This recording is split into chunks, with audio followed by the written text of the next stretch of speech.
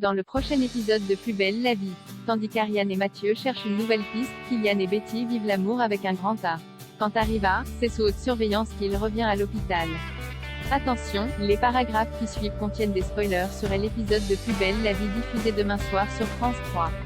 Ariane et Mathieu creusent leur piste. Jacob débarque au foyer où Camille réside afin de l'obliger à préparer ses affaires pour quitter la France avant que la police ne découvre son identité. Mais la jeune fille refuse. Ses cris alertent la responsable du foyer. Jacob prend la fuite en la bousculant. Camille l'empêche néanmoins d'avertir la police en prétextant qu'il s'agit d'un cousin auquel elle a refusé de prêter de l'argent. Pendant ce temps, Kevin montre à Emma et Baptiste la lettre que Camille a déposée sur la tombe de son père. Il ne sait pas quoi faire pour que cette dernière comprenne qu'il ne partage pas ses sentiments. Emma décide donc d'aborder le sujet avec sa sœur. Camille prétend alors qu'elle agit uniquement comme une amie envers Kevin. Elle reproche ensuite à Emma de vouloir l'empêcher d'être heureuse. De leur côté, Ariane et Mathieu poursuivent leur enquête.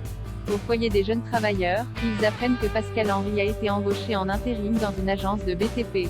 Sur place, le patron de l'agence se souvient de lui comme un employé régulièrement absent car il rendait souvent visite à son cousin. Cette information confirme les soupçons d'Ariane. Kylian est sur un petit nuage. Kylian réveille Noé en jetant des cailloux à sa fenêtre pour lui partager sa joie d'avoir enfin fait l'amour avec Betty. Plus tard, Kylian ne cesse de s'en vanter auprès de Noé et Jules. Pourtant, ceux-ci lui conseillent d'oublier Betty, qui ne répond toujours pas à ses messages. En effet, l'adolescente regrette la façon dont elle s'est comportée avec son père. Néanmoins, Betty finit par recontacter Kylian pour lui donner rendez-vous. Ils se retrouvent dans une literie, où ils passent un long moment ensemble, comme deux amoureux. Gabriel est réhabilité. La réintégration de Gabriel à Marseille est annoncée dans la presse alors que ce dernier doit effectivement y retourner. D'abord, il doit passer devant le Conseil de l'Ordre pour être officiellement réhabilité dans ses fonctions. Face à eux, Gabriel joue la carte de la modestie. Mais intérieurement, il imagine Jeanne et les membres du Conseil de l'Ordre implorer son pardon à genoux. Gabriel commence ensuite sa journée en offrant une boîte de chocolat à chacune de ses collègues, Jeanne, Léa et Rose. La directrice de l'hôpital reste toutefois persuadée que ce comportement ne durera pas.